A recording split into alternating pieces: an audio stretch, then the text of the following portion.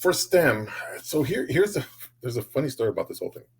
Um, so the districts that I've worked at, and this is going to be a dig that will probably get me in trouble in some fashion, but I'm going to speak the way it is. Yeah.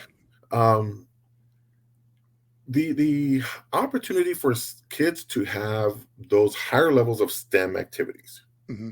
Because in some cases, like for example, when you do science, you do these certain activities that are going to be in there that hopefully hands-on activities that will help invigorate and help these kids understand more about what's going on. But when we think about STEM, we look at the tools. For example, when you talked about robotics, that's really prime example. So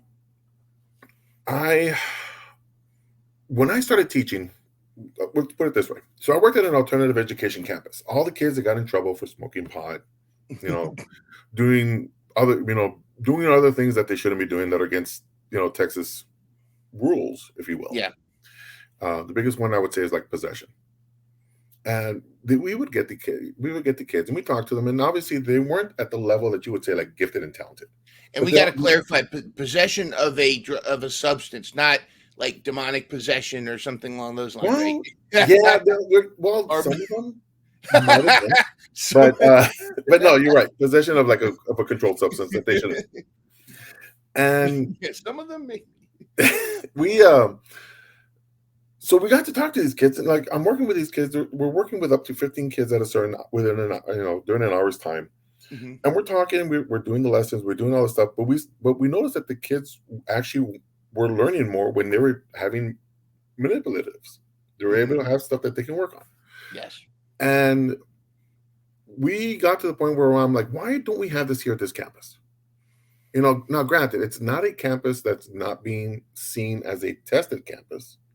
All the students are coming to us from other campuses that are tested. They're considered part of a different school. We're just kind of like a holding place for 30, 45 days,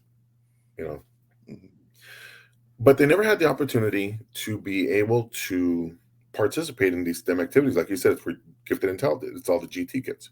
Yeah. And the question about equity came up. And we're like, how is this fair for kids? And we got to, and this is where I got really more into STEM than I did as a science teacher. Where we're like, okay, so when I asked the district, I'm like, why don't we get this stuff? And this is not actually where I live. This is like in the first school district I actually worked at. Mm-hmm. I'm like, why don't we have this stuff here? And they're like, well, it goes to the schools. Great. I'm like, where do I get mine? And we got, for people that are familiar with this, so like you talked about robotics. When I got into teaching, the EV3s were the biggest thing. The Lego EV3 systems. Yeah. The gray, red, black, white Technic parts. Yeah.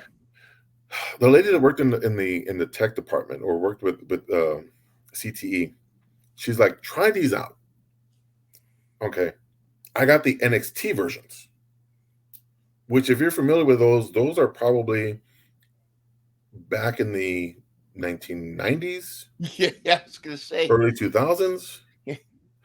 And they're like, you can use regular Lego parts. And I'm like, wait, no, you can't. You have to use Technic parts. It doesn't work that way. Yeah. And they were older systems,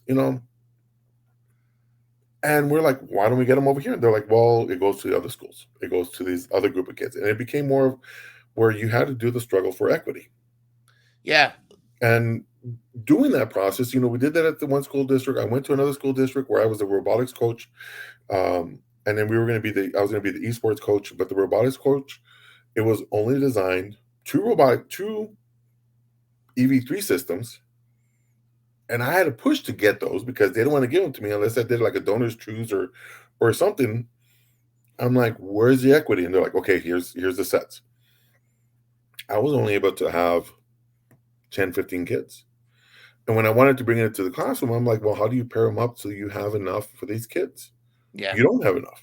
And then if you have a school where there's two cohorts, how are you going to get all the kids to have an equitable access to them? No, the only people that are going to have access are GT or people that say, or that we have to choose based on academics and based on being able to stay after school, that yes, we'll help you out. Catch full episodes of the Educators Podcast every Thursday at 4 p.m. Real educators with the real issues. in education. Thank you so much for watching. And of course, take care of yourself. Genes passes. For anyone who likes, shares, and comments on this video. Have a great week.